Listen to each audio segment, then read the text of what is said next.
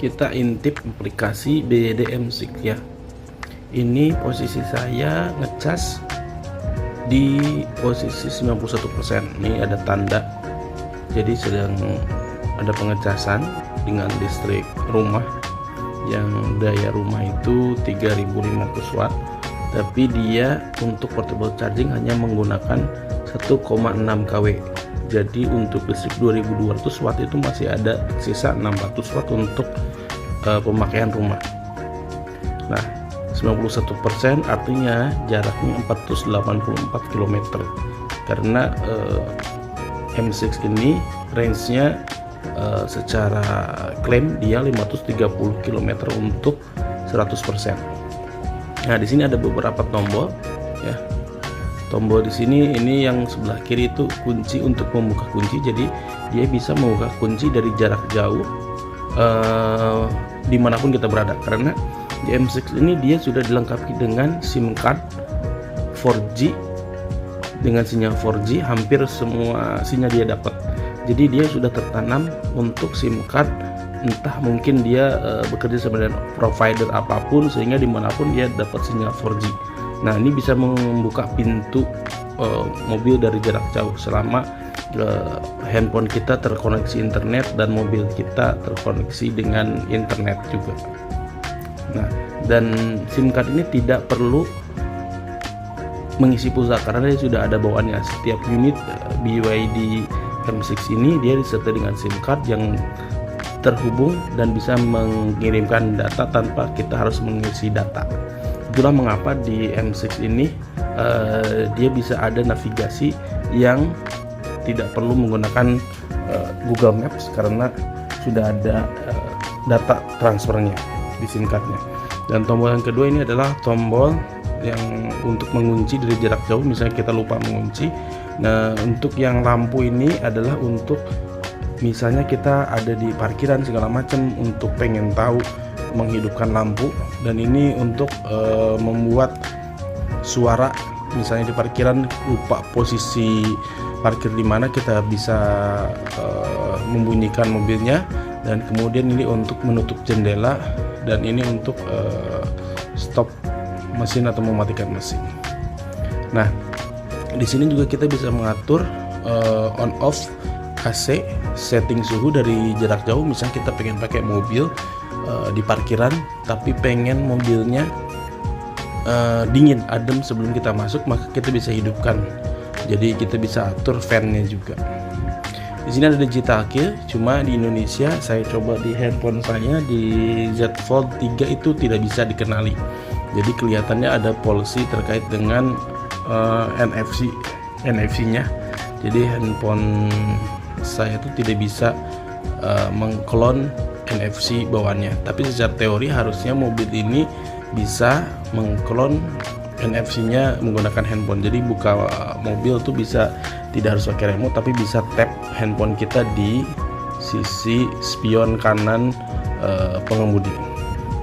Nah, ini untuk vehicle position. Vehicle position ini kita bisa mengetahui posisi mobil kita ada di mana, karena mobilnya sudah dilengkapi dengan GPS. Jadi kita misalnya pengen dijemput, kita bisa tahu tanpa harus nelpon posisi mobil ada di mana.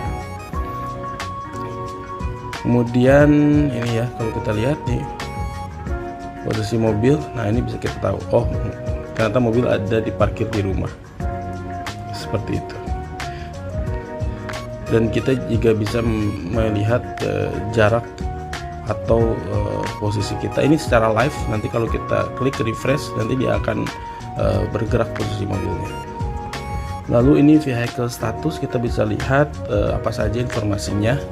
Ini update hari ini ya, 4 Mei jam 19.57, ini baru update nih. Jadi tekanan ban kita bisa tahu berapa, kiri, depan, kanan, depan, belakang juga. Kemudian bisa kita juga tahu posisi kap mobil kita tertutup atau tidak, kemudian mobil kita tertutup atau tidak, dan tertutup tapi terkunci atau tidak kita bisa tahu. Kemudian posisi jendela juga bisa tahu tertutup atau tidak, bagasi, trunk itu bisa tahu tertutup atau tidak. Lalu kita di sini juga ada beberapa sensor yang kita bisa baca kondisinya, yaitu TPMS-nya, jadi sensor untuk monitoring tekanan udaranya. Kemudian steering sistemnya oke atau tidak, dia statusnya hijau berarti oke. Kemudian SR, kemudian kita bisa juga power baterainya oke tidak, ESC charging system, rem tangan ya, bukan rem tangan ya, parking brake system, kemudian anti lock braking systemnya. Lalu di sini juga ada odometer kalau kita ya, total mileage-nya di sini 22 km. Untuk mobil saya udah berapa? 1 tahun mungkin 6 bulan ya. 1 tahun mungkin 6 bulan. Kemudian ini konsumsi daya 50 km terakhir, dan akumulatif sejak mobil ini dipakai itu 15,6. Tadi saya sudah hitungan bahwa untuk 15,6 kWh per 100 km dengan posisi saya ngecas di rumah itu hanya butuh Rp2.500 per 100 km. Itu rata-rata konsumsi mobil ini. Tapi 50 km terakhir itu 22 kWh per 100, artinya 22 jika dikali 1.600 itu 32.000 atau 35.000 per 100 km. Mungkin terakhir kali dipakai ngebut ya. Tapi secara total 15,6 dari sejak datanya terrekord. Oke, itu untuk vehicle status. Nah, di sini ada juga tempat-tempat servis, kita bisa lihat di mana saja servis berada. Kemudian ini customer supportnya bisa ada di sini, bisa kita towing jika butuh towing. Klaimnya dia itu bisa memberikan towing gratis, kayak contoh bannya kempes atau pecah itu bisa call, karena memang ketika kita beli janjinya karena tidak ada ban serep, dia bilang radius 50 km to free katanya. Ini bisa call customer service juga di sini. Kemudian di sini ada vehicle consumption, tadi lebih detail dalam bentuk infografis ya. Di sini average consumption terakhir 50 km terakhir konsumsinya. Kemudian konsumsi powernya berapa? Jadi 11 kW. Jadi baterainya itu ada di 71,8 kW. Konsumsi kapasitas baterainya yang terkonsumsi adalah 11 kW. Lalu kemudian di sini ada informasi grafis terkait dengan dalam beberapa hari terakhir ya, 7 hari terakhir di sini. Di sini 7 hari terakhir garis hijau ini konsumsi yang saya pakai. Jadi mulai 7 hari lalu itu rata-rata 10,4 kWh per 100 km, kemudian 13, dan yang terakhir tuh sekitar 22,1 3 hari terakhir. Lalu kemudian di sini adalah total